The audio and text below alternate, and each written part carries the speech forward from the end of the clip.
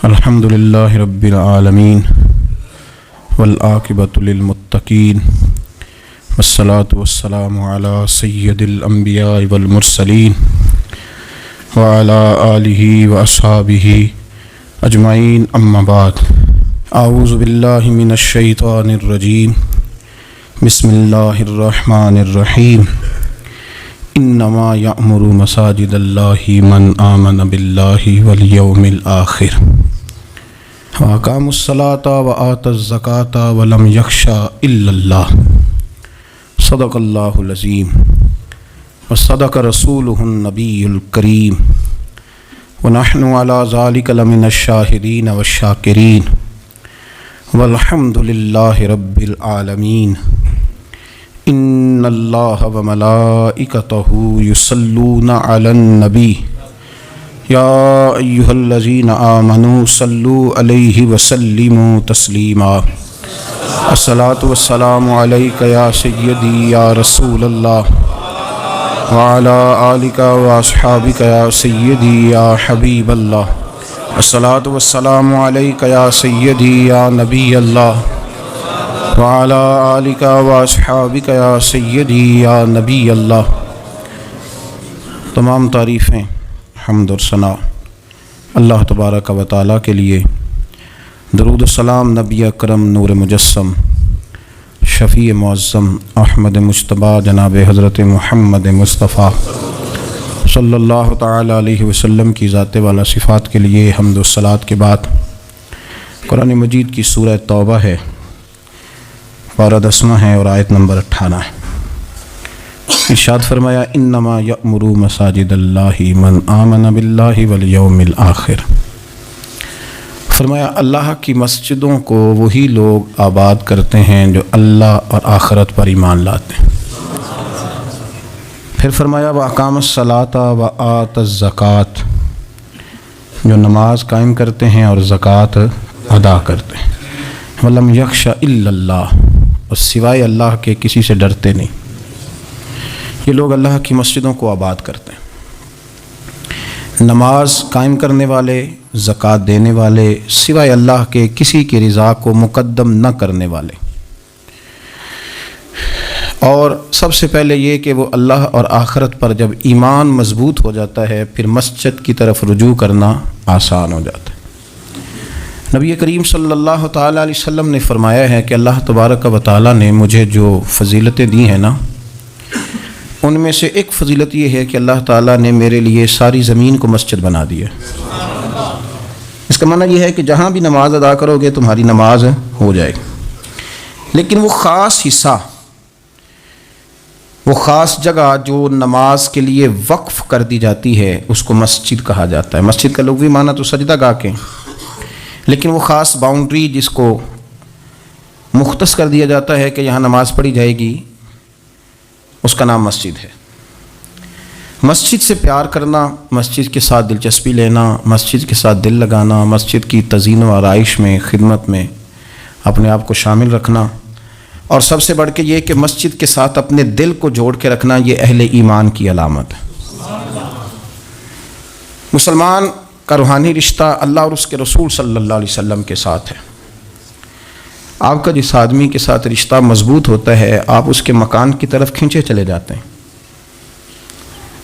کوشش کر کے جاتے ہیں کہ میرا بھائی سے ملنے کو دل کر رہا ہے، تو اس کی طرف توجہ ہو جاتی ہے، وقت نکالتے ہیں، ٹائم خرچ کرتے ہیں، پیسہ لگاتے ہیں، وہاں جاتے ہیں۔ بیٹی میں نے بیاہ دی ہے، اپنے گھر چلی گئی ہے، پر میرا ملنے کو دل کر رہا ہے، وقت فرصت سارا کچھ دیکھ کے وہاں پہنچ جاتے ہیں۔ اصل اس گھر جانا مقصود نہیں ہوتا، اصل تو بیٹی کی ملاقات مقصود ہوتی ہے، اصل بھائی کا مکان دیکھنا مقصد نہیں، اصل تو بھائی کی ملاقات مقصد ہے۔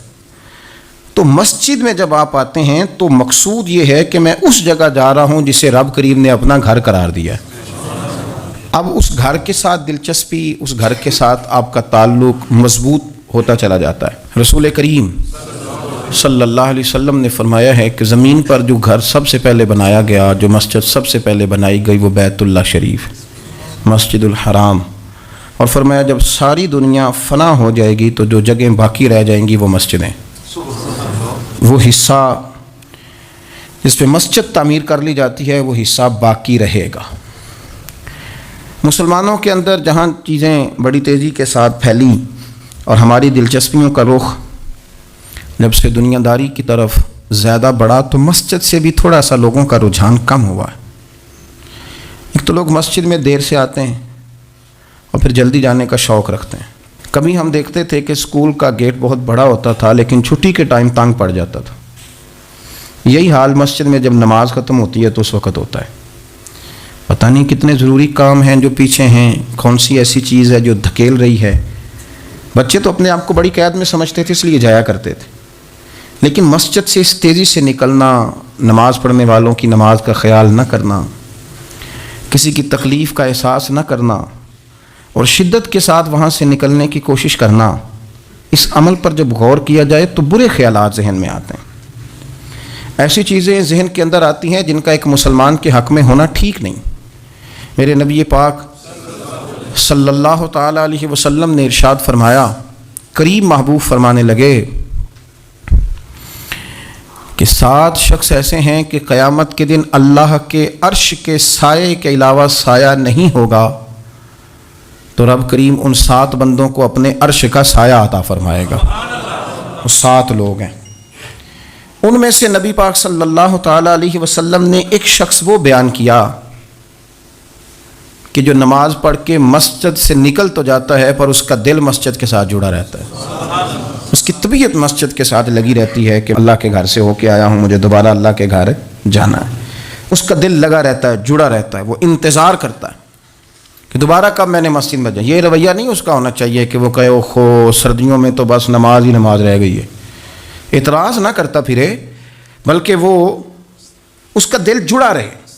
مسجد کے ساتھ جو خاص رشتہ ہے، بخاری مسلم میں حدیث ہے، نبی پاک صلی اللہ علیہ وسلم نے فرمایا، ویسے تو ساری زمین ہی اللہ کی ہے نا، للہ ما فی السماوات و ما فی الارض، زمین و آسمان میں جو کچھ بھی ہے وہ اللہ کا ہے، لیکن حضور فرماتے ہیں کہ خطہ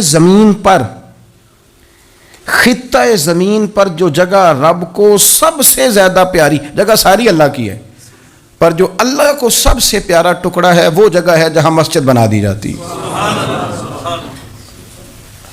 وہ خاص خطہ، آپ ذرا حدیث کے لفظوں پر غور کریں، فرمایا احب البلاد، وہ اللہ کا محبوب ٹکڑا ہے زمین پر جہاں مسجد بنا دی جاتی ہے۔ وہ اب آپ اندازہ کریں کہ وہ پیسے کتنے قیمتی ہیں، جو کمائے کسی نے تھے، لگ مسجد میں گئے، اور محبوب کس کے ہو گئے؟ اللہ تعالیٰ کے۔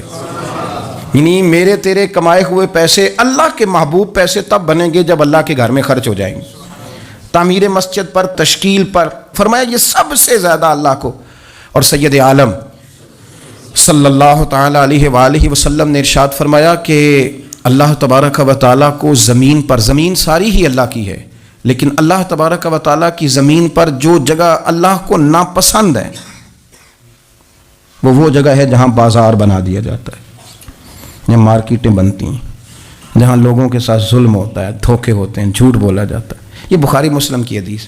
ناپسندیدہ زمین کا ٹکڑا وہ ہے جہاں بازار بنتا ہے، اور پسندیدہ ٹکڑا وہ ہے جہاں شوق کس بات کا زیادہ، میری مارکیٹ ہو کہ میرے نام کی مسجد ہو، یہ میری زمین کا جو ٹکڑا میری مارکیٹ ہو، میرا پلازا ہو، اور پچھلا مکان خرید کے نہ تو ایک لائن پیچھے نکالتا ہوں، 12 دکانیں ادھر ہو جائیں گی، 12 دکانیں ادھر ہو جائیں گے، پھر حساب نکالتا ہے کہ 20,000 ایک کا کرایہ ہے تو کتنا بنا مہینے کا۔ اس کو یہ نہیں پتا کہ تیری یہ زمین تھی اللہ کی، اب تو نے اس کا وہ حشر کیا ہے کہ یہ ناپسندیدہ ترین ہو گئی، ناپسندیدہ ترین۔ اور اگر تیری ہی زمین ہو، اپنی خوش قسمتی تو دیکھیں کہ میری زمین، میرے پیسے، اور جب میں نے مسجد بنا دی تو وہ پیسے رب کے پیارے ہو گئے، وہ زمین اللہ کی محبوب ہو گئی، وہ پیسے پیارے ہو گئے، وہ محبوب ہو گئے۔ لیکن بڑا ہی مشکل کام ہے، مسجدوں میں اعلان ہوتا ہے کہ بل آ گیا ہے، کو مہربانی کرو، اور پھر پکے سچے حاجی، نمازی، نیک صالح پرہیزگار بندے بڑی مشکل سے جیب میں ہاتھ ڈالتے ہیں، اور جو باہر آتا ہے اس میں پورا 100 روپیہ نکل آتا ہے، پورا ہی 100، یعنی کہ، اور گننے میں آپ کو پتہ ہے 1-1 روپیہ کر کے گنے تو 5-7 منٹ تو 100 گننے میں لگ ہی جاتے ہیں، پھر وہ گننا پڑتا ہے۔ اور مسجد کی ٹوپیوں میں سے، مسجد کے گلوں میں سے اکثر وہ لوٹ نکلتے ہیں جو دکاندار لیتا ہی نہیں، وہ کہتے ہیں اللہ کو دے آتے ہیں جا کے۔ دیکھیں اپنا رویہ اس لحاظ سے درست کریں کہ جس طرح میرے لیے اپنا گھر بنانا ضروری ہے نا، اسی لیے میرے لیے مسجد بنانا بھی اسی طرح ضروری ہے۔ جب حضور جتنا عرصہ تک مکہ شریف میں تشریف فرماتے تو زیادہ وقت مسجد الحرام میں گزارتے تھے، اور جب قریب محبوب صلی اللہ تعالیٰ علیہ وسلم محبوب دو عالم علیہ السلام مدینہ طیبہ تشریف لے آئے تو حضور نے سب سے پہلے مسجد قباء کی تعمیر فرمائی۔ کوئی ایک حجرہ نہیں ابھی بنایا، ابھی یہ طے نہیں کیا کہ میں نے مدینے کے کس حصے میں اپنا مکان بنانا ہے، کہاں رکنا ہے۔ سب سے پہلے مسجد شریف کی تعمیر فرمائی اور بنفس نفیس فرمائی۔ وہ مسجد مکمل ہو گئی، سرکار کا قیام تھا جناب ابو ایوب انصاری کے گھر میں، تھوڑے سے فاصلے پر نظر پڑی تو ایک کھلا میدان موجود تھا، 2 یتیم بچوں کی زمین تھی، فرمایا یہ زمین مجھے دے دو، اس میں میں مسجد بناؤں گا۔ ان 2 یتیم بچوں نے عرض کی یا رسول اللہ صلی اللہ علیہ وسلم آپ رکھ لیں، مسجد بنا لیں۔ فرمایا یوں نہیں بھائی، پیسے دیں گے۔ اسلام یہ نہیں کرتا کہ بندے کی حیثیت سے زیادہ اس پر بوجھ ڈال دیا جائے، وہ یتیم بچے ہیں، ابھی ان کے پاس کوئی ایسے ذرائع نہیں ہیں مال کمانے کے، تو فرمایا تمہیں پیسے ملیں گے۔ اور حضرت ابوبکر صدیق رضی اللہ تعالیٰ عنہ اور حضرت عثمان غنی جیسے مالداروں کے ذمے لگایا گیا کہ انہیں رقم ادا کی جائے۔ وہ پیسے ان بچوں کو دیے، یہاں مسجد کی تعمیر شروع کی۔ اب چونکہ مسجد قباء بھی سرکار نے بنائی تھی، وہ ایسا نہیں فرمایا کہ اس کو چھوڑ دیا جائے، بلکہ صحیح حدیث کے لفظ ہیں کہ نبی کریم علیہ السلام ہر ہفتے یا گھوڑے پر بیٹھتے یا اونٹنی پر بیٹھتے یا پیدل سفر کرتے، اور ہر ہفتے فجر کی نماز پڑھ کے مسجد قباء تشریف لے جاتے۔ اس مسجد کی آباد کاری میں حضور دلچسپی لیتے، شوق تھا سرکار کو، اس کو آباد کرنے میں دلچسپی لیتے۔ اور پھر میرے محبوب کریم علیہ السلام نے اس مسجد کے آباد کرنے میں ایک اور فضیلت بیان کی، فرمایا جو بندہ گھر سے وضو کرے اور میری مسجد قباء میں آ کے 2 رکعت نفل پڑھے، اللہ کے رسول کا وعدہ ہے اللہ اسے پورے عمرے کا ثواب عطا فرمائے گا۔ آپ دیکھ لیں مدینہ شریف میں جس طرح مسجد نبوی شریف ہر وقت کھلی رہتی ہے، مسجد قباء بھی ہر وقت کھلی رہتی ہے، ہر وقت وہ مسجد موجود ہے، دن کو جائیں رات کو جائیں آپ کو وہاں نماز پڑھنے کے مواقع میسر ہیں۔ گویا حضور نے بنائی بھی ہے اور میرے نبی نے بسائی بھی ہے، اور وہ پوری طرح بسی ہوئی ہے، وہاں لوگوں کا آنا جانا ہے، وہاں ہر قسم کی خوشبری۔ یہاں حضور نے مسجد کی بنیاد رکھی، حجرہ کوئی نہیں ابھی بنایا، کسی زوجہ کے لیے رہنے کو کوئی جگہ نہیں بنائی۔ یہ اب شوق دیکھیں، مسجد کے ساتھ حضور کی دلچسپی دیکھیں کہ سرور کائنات صلی اللہ تعالیٰ علیہ وسلم نے مسجد نبوی شریف کی بنیاد رکھی۔ مسجد کے لیے حضور نے خود بنفس نفیس تعمیر میں حصہ لیا، حضور پتھر اٹھا کے لاتے، مسجد کی تعمیر میں کام کرتے۔ حضرت سیدنا ابو ہریرہ رضی اللہ تعالیٰ عنہ فرماتے ہیں ہم ایک اینٹ اٹھا کے لاتے تھے تو حضرت عمار بن یاسر رضی اللہ تعالیٰ عنہ 2 اینٹیں اٹھاتے تھے، تو جب وہ اینٹیں اٹھا کے لا رہے تھے تو ان کے کپڑوں کو کچھ مٹی لگ گئی، تو جس طرح انسان کسی بچے کو شاباش نہیں دیتا اور کبھی کسی بچے کو مٹی لگ جائے تو اس کے کپڑے نہیں جھاڑتا، سرور کائنات صلی اللہ تعالیٰ علیہ وآلہ وسلم نے جب دیکھا، یہ بخاری کے لفظ ہیں، سید عالم علیہ السلام نے جب دیکھا کہ حضرت عمار بن یاسر کے کپڑوں کو مٹی لگ گئی ہے تو حضور صلی اللہ علیہ وسلم قریب گئے، اور صحابہ فرماتے قربان جائیں حضور نے اپنے دست مبارک سے ان کے کپڑوں کی مٹی جھاڑنی شروع کر دی۔ گویا مسجد بنانے والے مزدور کے ساتھ نبی پاک علیہ السلام کی اتنی دلچسپی ہے، اگر اس کے کپڑوں کو مٹی لگ جائے تو حضور اپنے ید اللہ والے ہاتھوں سے وہ مٹی صاف فرماتے ہیں۔ ہمارے ہاں اول تو ہمارا مزاج نہیں مسجد کی طرف توجہ دینے کا، اگر کوئی 2-4 بندے مسجد کی کمیٹی میں کبھی زبردستی الجھ جائیں، ان کو الجھا ہی لیا جائے، تو سب سے پہلا فتویٰ یہ لگتا ہے کہ یہ بندہ خزانچی ہے، مسجد کو کھا گیا۔ سب سے پہلا فتویٰ اس کو یہ لگتا ہے، اور اکثر آپ ناراض نہ ہوں یہ باتیں وہ لوگ کرتے ہیں جو ایک دھیلا نہیں دیتے مسجد میں، ان کو بڑی فکر ہوتی ہے دوسروں کے پیسوں کی، ہاں جی، کہ اس نے پیسے دیے تھے تو یہ کھا گیا۔ مجھے بھی ایک دفعہ ایک جگہ میں گیا ہوا تھا تو ایک صاحب کہنے لگے جی اس مسجد میں بڑا فنڈ آیا پر فلانا بندہ کھا گیا ہے، تو اس سے بھی تھوڑا سا وہ یہ ہوتا ہے کہ جب آپ کسی کے خلاف بات کرتے ہیں تو سامنے والا آپ کو اپنی ہمدردی دے کے تو 1-2 بات اور کرتا ہے۔ میں نے اس سے کہا کہ آپ نے کتنے پیسے دیے مسجد میں؟ کہنے لگا جی کچھ میں نے بھی دیے۔ میں کہ چل پہلے تیرے تے دعاواں نہ دے کولوں آ چلیے، کہنے جی نہیں وہ تو میں دے چھڑے، تو میں کہ پھر جنہ دیتے سن انہاں بھی دے ہی چھڑے کہ توں حساب لینا ہے کہ اللہ لینا ہے، اتنا زیادہ ٹینشن لینے کی کیا ضرورت ہے آپ کو؟ اس بندے نے بھی مرنا ہے، قبر میں جانا ہے۔ میں کیا بھائی تیرے تے دعائیے نہ پیسے جڑے تیرے کھا گئے، تو تے وصول کرنا تو باقیوں کے دیکھے جائیں گے۔ آپ کو یہ توفیق نہیں ہے کہ آپ تھوڑا سا آگے بڑھیں، کام دیکھیں، اخراجات دیکھیں، معاملات دیکھیں کسی بھی مسجد کے۔ آپ تنقید کر رہے ہیں کمیٹی پہ مفت کی، اور اس کا نتیجہ کیا نکلتا ہے؟ مسجدوں میں جھگڑے ہوتے ہیں، فسادات ہوتے ہیں، دنگا ہوتا ہے، اور امام صاحب بیچارے انہوں نے بھی تو پھر کو پارٹی رکھنی ہوتی ہے, جینا تو ہے نا دنیا میں. وہ بھی پھر کبھی کبھی دیکھ لیتے ہیں کہ اب پارٹی بھاری کیڑی ہے, تو اس کی طرف وہ توجہ کر لیتے ہیں, پھر وہ بھی ایک نیا دنگا شروع ہو جاتا ہے. کیونکہ مسجد میں امام اس نے رہنا ہے جس نے بندوں کو راضی رکھنا ہے, اس کی پابندی ہوتی ہے. ایک نے کہہ دیا تو کھل کے نماز پڑھا, سویرے ہی تو مزہ ہوتا ہے نماز پڑھنے کا, تو دوسرا کہتا ہے قاری صاحب آپ تو فارغ ہیں, ہم نے تو ڈیوٹی بھی کرنی. مسجد کی آباد کاری میں آپ حصہ لیں, چیزوں کو دھیڑنے میں آپ کردار نہیں ادا کریں, کیونکہ مسجد اللہ کی رضا کے لیے. اور میرے نبی پاک علیہ السلام نے فرمایا جس نے اللہ کی رضا کے لیے مسجد بنائی اس نے اپنے لیے جنت میں مکان تعمیر کرا لیا ہے. شرط یہ ہے کہ اللہ کی رضا کے لیے پارٹی بازی کے طور پر مسجد نہ بنائے, رضا الہی کے لیے مسجد بنائے. اس نے اپنے لیے جنت میں مکان بنا لیا ہے. مسجد کے ساتھ دلچسپی ہونی چاہیے, مسجد کی صفائی کریں, مسجد کے ساتھ آپ دیکھیں کہ کون سا بلب خراب ہے, اس بلب کو آپ چینج کر دیں. آ کے تنقید کر کے چلے جانا کہ فلانا بندہ فلانا کام نہیں کرتا, یہ تو بڑا آسان کام ہے, یہ تو آپ کسی سے بھی کرا لیں. یہ تو لیکچر ساری دنیا دیتی ہے کہ فلانا غلط ہے, فلانا غلط ہے. چیزوں کو غلط کہنا, بندوں کو غلط کہنا یہ آسان ہے, لیکن غلط چیزوں کو ٹھیک کر لینا یہ مشکل کام ہے. یہ والا میرے بھائی فریضہ سر انجام دیں. کوشش کریں کہ مسجد کے آپ قریب آئے. حضرت تمیم داری رضی اللہ تعالیٰ عنہ میرے نبی کریم کے صحابی ہیں. انہوں نے نا سب سے پہلے مسجد میں آ کے چراغ جلایا تھا.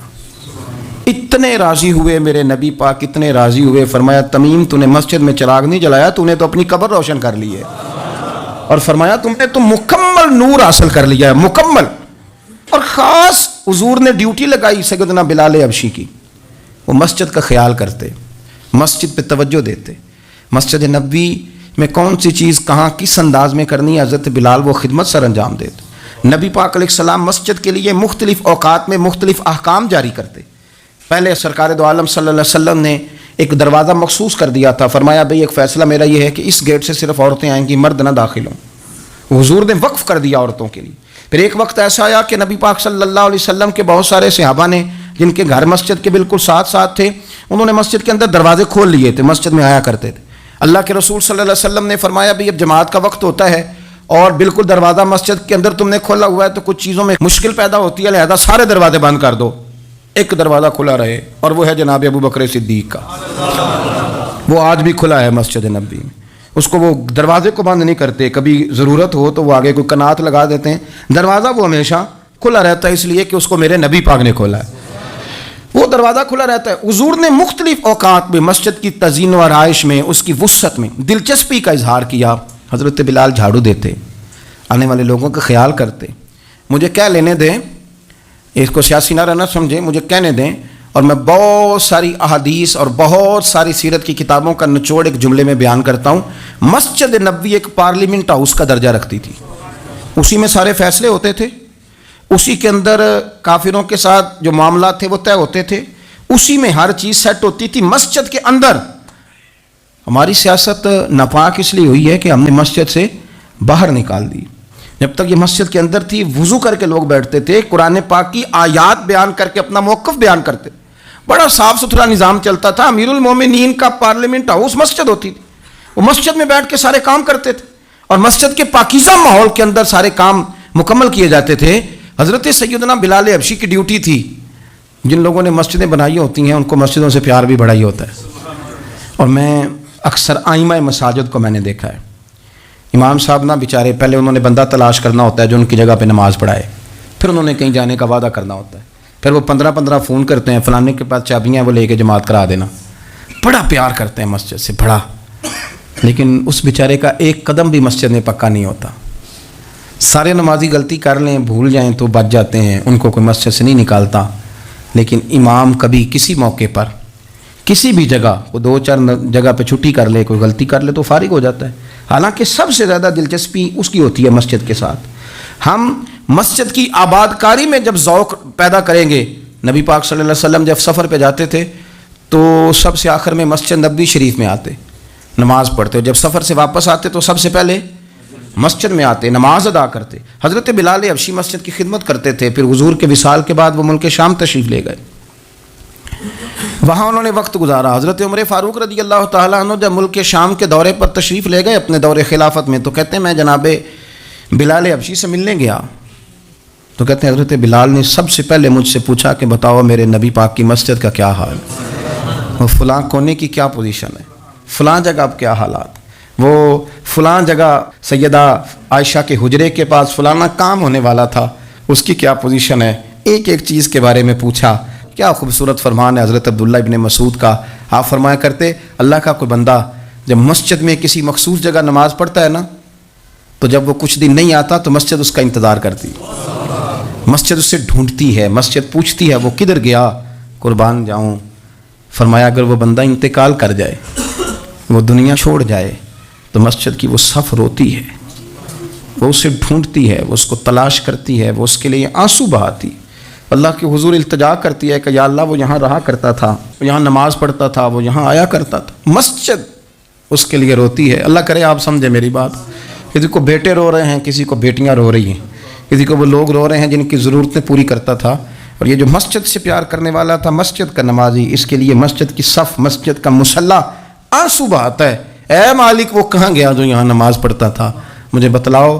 جس کو مسجد یاد کر کے روئے گی، پھر اس کی قبر پہ اللہ کتنی رحمتوں کا نزول فرمائے، پھر اس کے اوپر کس قدر کرم کی برکھا برسے، اسے کس قدر نوازا جائے گا جس کے لیے مسجد روئے گی، مسجد کا یہ اعزاز ہوگا جس کے لیے۔ ایک صحابی نے عرض کیا تھا کہ یا رسول اللہ صلی اللہ علیہ وسلم میں نابینا ہوں،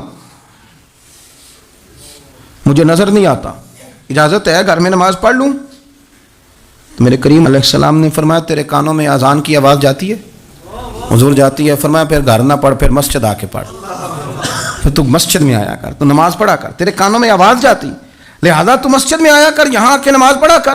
بہت سارے لوگ ہیں عدم دلچسپی، ہاں گھر میں بھی نماز پڑھنی چاہیے، مشکات میں حدیث ہے، نبی پاک علیہ السلام نے فرمایا اپنے گھروں میں مسجد بناؤ، یعنی ایک جگہ مخصوص کرو ہاں جہاں صرف نماز پڑھی جائے گی۔ فرمایا اپنے گھر میں مسجد بناؤ اور کچھ حصہ نماز کا گھر میں بھی پڑھا کرو، کچھ نوافل، کچھ سنتیں، کچھ حصہ گھر میں بھی نماز کا پڑھا کرو۔ فرمایا اپنے گھر کو قبرستان نہ بناؤ۔ اس کا مطلب ہے جس گھر کے اندر نماز نہ پڑھی جائے، بالکل اس گھر میں سارے زندے لوگ بھی رہتے ہوں تو گھر قبرستان ہے۔ یہ حضور کا فرمان ہے کہ سارے لوگ زندے ہیں، ہنستے ہیں، بستے ہیں، کھیلتے ہیں، اٹھتے ہیں، پر دو رکعتیں نماز نہیں پڑھی جاتی، وہ قبرستان ہے۔ حضور نے فرمایا قبرستان ہے، جتنی مرضی ٹائلیں لگی ہوئی ہوں، ہر کمرے میں اے سی ہو، بڑا شاندار باتھ روم ہو، ساری سہولتیں ہوں، اگر گھر والے گھر میں کچھ نماز نہیں پڑھتے، خواتین نہیں پڑھتی، مرد کچھ نفل نہیں پڑھتے، وہ قبرستان ہے۔ اور جس گھر میں کوئی اٹھ کے سویرے تہجد کا وضو کرتا ہے، وہ مردوں کا گھر نہیں، وہ تو زندوں کا گھر ہے۔ بچوں کو تکلیف تو ہوتی ہے جب سویرے بوڑھے اٹھ کے تہجد کا وضو کرتے ہیں، کیونکہ ان کے سونے کا ٹائم ہی وہ ہوتا ہے جب بابے اٹھ جاتے ہیں۔ بابا جی سویرے اٹھ کے وضو کر رہے ہوتے ہیں تو بچہ تنگ ہوتا ہے، دیکھو جی مطلب چونکہ اس نے جو سونا ہی اس وقت ہے جب دنیا کے جاگنے کا وقت ہے، لیکن اس کو پتہ نہیں جب تیرے گھر میں کوئی تہجد کا وضو کرتا ہے تو رب راضی کتنا ہوتا ہے۔ ہو سکتا ہے تیری بھی بڑی خطائیں اس کی وجہ سے معاف ہو جاتی ہیں، اس کا بوڑھا باپ، اس کا دادا، اس کا نانا سویرے اٹھ کے نماز پڑھنے لگا۔ ہم کیوں نہیں اس بات کو سمجھتے کہ مسجد کے ساتھ ہماری دلچسپی، اللہ کے گھر کے ساتھ ہمارا تعلق۔ میرے نبی کریم صلی اللہ تعالیٰ علیہ وسلم نے فرمایا میں نے جنت کے اندر دیکھا کہ کس عمل کا ثواب زیادہ ہے، تو فرمایا میں نے سب سے زیادہ اجر والے جو اعمال دیکھے ان میں ایک عمل یہ ہے کہ جو بندہ مسجد کی صفائی کر کے کچھ کوڑا مسجد سے باہر نکال دے گا، رب کریم اسے جنت میں بڑا درجہ عطا فرما دے گا۔ لیکن یہ تو کام کرے گا کوئی غریب آدمی، ناراض نہ ہونا، مسجد میں جھاڑو دے گا کوئی۔ میں نے اپنے لاہور والے سارے پیر بھائیوں کو بلایا تھا، کچھ دن ہوئے، میں نے ان کو نصیحت کی تھی کہ آپ اپنے علاقے کی مسجد کی صفائی کیا کریں، اور ساتھ میں نے انہیں کہا تھا کہ یہ میرا اپنے حکم سمجھنا ہے کہ مسجد کے انتظامی معاملات میں مداخلت نہیں کرنی، اپنی مسجد محلے کی میں جائیں اور جا کے جھاڑو دیں۔ بابا فرید صاحب رحمۃ اللہ علیہ فرمایا کرتے تھے جو چاہتا ہے اس کے دل کو سکون ملے تو وہ اللہ کے گھر میں جھاڑو دیا کرے، اور خود اپنے آپ سے کہا کرتے تھے اٹھ فریدہ ستیا جھاڑو دے مسیت، تم ستیں رب جاگدا تیری ڈاڈے نال پرید۔ مسجد کی صفائی کر، لیکن یہ بھی غریبوں کے حصے میں آیا۔ امیر بندہ تو 50,000 روپیہ دیتا ہے مسجد میں، کہتا ہے واکر خرید لو، پھر اس کے بعد قاری صاحب سے آ کے کہتا ہے کہ تو واکر لے کے دیتا سی، صفائی کیوں نہیں کرا دے؟ تو اگر کوئی غریب آدمی ذرا ڈرتے ڈرتے لقمہ دیتا ہے تگڑے بندے کو، ڈرتے ڈرتے وہ اسے کہہ ہی دے نا کبھی کہ قاری صاحب کو صفائی نہیں کرائی دی، تو پھر امیروں کے پاس ایک اور بھی جملہ ہے، وہ کہتے ہیں انہیں کہڑا آپ کرنی بالا کو نہیں کرانی، تو میں کہ تسی اپنے بالا کو کرا لو، لیاؤ بالا نال، وہ نہیں کرتے صفائی۔ اگر آپ کے بچے آپ کے کہنے پہ صفائی نہیں مسجد کی کرتے تو قاری صاحب کے کہنے میں کب صفائی کریں گے؟ قاری صاحب کے پاس بھی بچوں کی اماں آ جاتی ہے, وہ آ کے کہتے ہیں مولوی تو 8,000 کا ہے اور میرا بچہ 1.5 کروڑ کا ہے, میرے سے پیسے لے کے صفائی والا بندہ رکھ لے, میرا بچہ نے اسکول جانا ہوتا ہے, سبق سنانے آتا ہے کہ صفائیاں کرنے آتا ہے. کہاں ہیں وہ لوگ گئے جو توجہ کے ساتھ مسجد سے پیار کرتے تھے, جن کا ذوق ہوتا تھا, جن کو شوق تھا کہ وہ مسجد کے ساتھ اپنی دلچسپیوں کو برقرار رکھیں گے اور دور سے چل چل کے مسجد کے قریب آئیں گے. طبیعت ہی نہیں, دل ہی نہیں. وہ بندہ جس نے 50,000 روپیہ دیا وہ جھاڑو کو ہاتھ لگائے, توبہ توبہ توبہ توبہ, وہ کوئی کام کر لے, ہو ہی نہیں سکتا, سوال ہی نہیں پیدا ہوتا. وہ تو آ کے کہے گا, جاتی دفعہ کہا جائے گا کہ وہ ذرا فلانی جگہ کو بھی صاف کرا دے, وہاں بڑا برا حال تھا. تو بھئی یہ تو اللہ کا گھر ہے, تو جس طرح اللہ سب کا رب ہے اسی طرح مسجد بھی سب کی سانجھی ہے کہ نہیں. تو وہ تھوڑی سی نیکی آپ کر لیں, وہ جھاڑو پڑا ہے, کام کریں اپنے علاقے کی مسجد کی خوبصورتی میں, تزئین و آرائش میں, اور کوشش کریں تھوڑا چل کے وقت پہ مسجد میں جائیں, ذوق بنائیں. ایک قبیلہ تھا مسجد نبوی شریف سے تھوڑا دور رہتے تھے وہ لوگ, تو نبی کریم صلی اللہ تعالیٰ علیہ وسلم کی مسجد کے دائیں بائیں نا کچھ مکانات خالی ہوئے, تو مالکوں نے یہ کہا کہ ہم یہ مکانات بیچیں گے. ان کو دور سے آنا پڑتا تھا, تو انہوں نے ارادہ کیا کہ یہ قریب کے جو مکانات ہیں یہ ہم خرید لیتے ہیں. نبی کریم صلی اللہ تعالیٰ علیہ وسلم کو خبر ملی کہ بنو سلیم قبیلے کے وہ لوگ یہ مکان خرید رہے ہیں تاکہ ہمیں مسجد کا قرب نصیب ہو جائے. دور سے چل کے آنا پڑتا ہے, وہ قریب آ جائیں گے تو ذرا مسجد میں حاضری ہماری آسان ہو جائے گی. حضور نے انہیں بلا لیا, فرمایا تم مکان خریدو تمہاری مرضی, نہ خریدو تمہاری مرضی, پر ایک بات سن لو, تم جتنے قدم چل کے آتے ہو نا, رب کے فرشتے تمہارے قدم لکھ لیتے ہیں, تمہارے قدم لکھے جاتے ہیں. تمہارے قدم 2 دفعہ حضور نے فرمایا, حدیث میں موجود ہے, 2 دفعہ تمہارے قدم لکھے جاتے ہیں. وہ لوگ بڑے مشتاق تھے اللہ کے بارگاہ سے اجر کے آنکھیں گول, حضور فرشتے ہمارے قدم لکھتے ہیں, رب کو دکھاتے ہیں کہ اتنے قدم چل, ہاں تمہارے قدم لکھے جاتے ہیں. کہا یا رسول اللہ ہم نے نہیں قریب آنا, ہم دور ہی ٹھیک ہیں, ہم چاہتے ہیں ہمارے زیادہ قدم لکھے جائیں, زیادہ قدم, ہم دور سے چل کے آیا کریں گے. شعر یاد آ گیا ہے کسی درویش کا, اس نے کہا تھا کہ گو سنا تھا آستانہ یار دور ہے, پر ہم نے بھی ٹھان لی تھی کہ جانا ضرور ہے. رسول کریم صلی اللہ تعالیٰ علیہ وسلم کے غلاموں نے مسجدیں بنائیں, مسجدوں کے ساتھ دلچسپی کا رویہ رکھا, مسجد کے ساتھ ان کی وابستگی بڑی مضبوط رہی. میں نا مسجد نبوی شریف میں بیٹھا تھا, تو بہت زیادہ شہرت بھی کئی دفعہ بہت سارے مسائل کو بھی جنم دیتی ہے. تو کچھ ایسی جگہیں ہوتی ہیں جہاں آپ کو خود ادب کے ساتھ جانا چاہیے, وہاں زیادہ جھمگٹے, لوگوں کا آنا جانا, ہاتھ چموانا ویسے ہی تھوڑا ادب کے خلاف لگتا ہے. تو کوشش ہوتی ہے کہ ذرا وہاں کوشش کی جائے کہ ذرا چپکے سے کوئی کام ہو جائے, لیکن پیار کرنے والے تو پھر مل ہی جاتے ہیں نا ہر جگہ. مسجد نبوی شریف کی صفائی کرنے والے لوگ میرے پاس آ کے بیٹھ کے کہنے لگے آپ سے فوٹو کھنچا لیں. تو مجھے ایک شعر یاد آ گیا کسی درویش کا, اس نے کہا تھا طیبہ کے سارے خادم پہچانتے ہیں مجھ کو تو خبر نہیں تھی میں اس قدر بڑا ہوں. میں نے کہا جی کھنچوا لیں. ان میں ایک شخص بولا, کہنے لگا پیر صاحب آپ سے ایک بات کرنی ہے. میں نے کہا کریں. کہنے لگا میرا نا تنخواہ بڑی تھوڑی ہے, بلدیہ کا ملازم ہوں, تھوڑی سی تنخواہ ملتی ہے, تو میرا ارادہ تھا چھوڑ جاؤں. روز پروگرام کرتا تھا کہ پاکستان جا کے کوئی کام کر لوں گا. پھر میں نے آپ کی ایک تقریر سنی, میں نے کہا وہ کون سی؟ کہنے لگے آپ نے بتایا ہے کہ بخاری میں حدیث ہے ایک بی بی مسجد کی صفائی کرتی تھی, بیمار ہو گئی تو حضور تیمارداری کرنے جاتے تھے, اور جب اس کا رات کو انتقال ہوا صحابہ نے حضور کو تکلیف دینا بہتر نہ سمجھا, دفن کر دیا. تو نبی کریم نے سویرے فرمایا مجھے بتاؤ اس کی قبر کہاں ہے. حضور نبی پاک خود رسول کریم ساری امت گنبد خضرا پہ, اور نبی پاک اس قبر پہ چلے گئے جو مسجد میں جھاڑو دیتی تھی, اس کی قبر پہ کھڑے ہو گئے اور فرمایا صفیں بناؤ بھائی میں دوبارہ جنازہ پڑھوں گا. حضور نے جنازہ دوبارہ پڑھا. وارث نے جنازہ نہ پڑھا ہو تو دوبارہ پڑھانا جائز ہے, حضور تو وارث ہے نا ساری امت کے. دوبارہ جنازہ پڑھا. کہنے لگے وہ میں نے آپ کی زبان سے کہیں وہ روایت سن لی تھی, تو 3 بجے ہوئے تھے رات کے پاکستان میں, سارے سو رہے تھے, پر میں نے گھر فون کیا. میں نے کبھی تنخواہ جنی جی نیچی گزارا کرنا دے, میں تو بڑے کم لگا سرکار کی بارگاہ میں, یہاں مسجد کی صفائی کرتا ہوں, میری تو بڑی شان بنے گی اگر رسول کریم اس بی بی کی قبر پہ تشریف لا کے مہربانی کرتے ہیں, تو مجھے امید ہے میرے اوپر بھی رحم فرمائیں گے. تو تنخواہ تھوڑی صحیح پر نصیب تو بڑا اونچا ہے نا. تو میں کوشش کرتا ہوں کہ یہ تعریفیں چھپا کے رکھی جائیں, پر میں نے اسے کہا میں کہ تھوڑا اونچی بول اور ذرا گنبد شریف کی طرف منہ کر کے بات کر, تاکہ گواہی ہو جائے نا, گواہی ہو جائے. عرش پہ تازہ چھیڑ چھاڑ, فرش پہ طرفہ دھوم دھام, کان جدھر بھی لگائیے تیری ہی داستان, کان جدھر بھی لگائیے تیری ہی. اور یارو بڑا خوش بخت نہیں وہ آدمی جس کو اللہ تبارک و تعالیٰ کے گھر کی حاضری کا یہ موقع نصیب ہو، وہ تھوڑا ذوق بنائے، وہ مسجد میں جائے، مسجد کے ساتھ پیار کرے، مسجد کے ساتھ اس کی دلچسپی ہو، مسجد میں وہ چراغ جلائے، مسجد میں وہ جھاڑو دے، وہ مسجد کی صفائی کا خیال کرے، وہ دیکھے کون سی چیز ہے مسجد کی جو صحیح ہونے والی ہے اس کا خیال. اور بڑا ہی خوش بخت ہے. آپ یقین کریں مجھے سب سے زیادہ اس بندے سے پیار ہے جس کو فکر رہتی ہے کہ ٹائم ہو گیا میں نے مسجد کھول لی. کچھ ائمہ مساجد، کچھ مؤذنین، کچھ جن کے پاس چابیاں ہوتی ہیں، میں نے دیکھا ہے بڑے وقت پہ جائیں گے، مسجد کھولیں گے، صفے بچھائیں گے. یہ بڑے خوش بخت لوگ ہیں. یہ میرے نبی پاک کے پیارے ہیں. یہ رسول اللہ صلی اللہ علیہ وسلم اپنے اپنے علاقے کی، محلے کی مسجد سے پیار کریں، وہاں آپ ڈیوٹی کریں. ہمارا نہ جو بندہ ڈیوٹی کرتا ہے وہ نہ کچھ سربراہی بھی لینا چاہتا ہے، بغیر سربراہی کے ڈیوٹی کریں. دیکھیں آپ وہاں کیا خدمت سر انجام دے سکتے ہیں، کس طرح کر کے آپ اپنا کردار، آپ کی طبیعت بڑی ٹھنڈی رہے گی. آپ اللہ کے گھر سے پیار کریں گے تو اللہ آپ کے گھر کو آباد کرے گا.